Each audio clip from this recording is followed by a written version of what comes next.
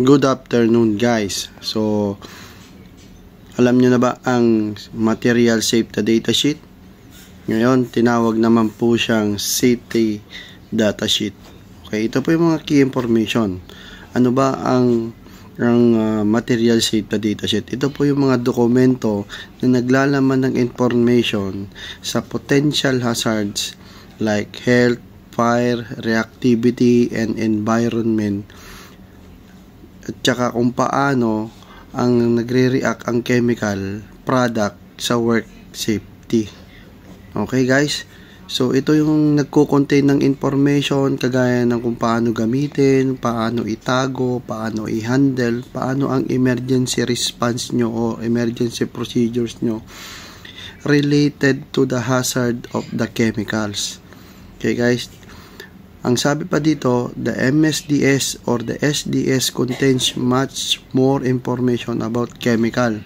Mas marami siyang laman or information apart from yung label niya na nakalagay. Kunyari, yung rugby, tapos mayroong konting label po siya. Pero sa totoo, meron po siya talagang SDS or MSDS. Okay guys? Kailan ba ginagamit ang MSDS or SDS?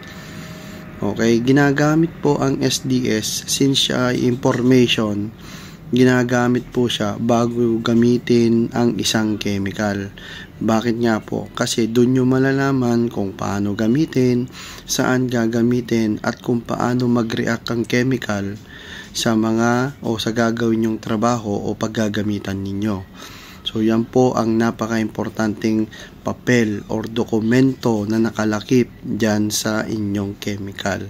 So, guys, pag-o-order kayo ng chemical, sabihan nyo si purchase.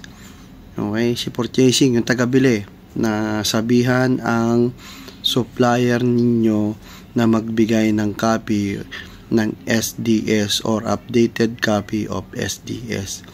Okay, guys? Learn much more. Safety at work. Okay? Eric Casabar, your safety officer.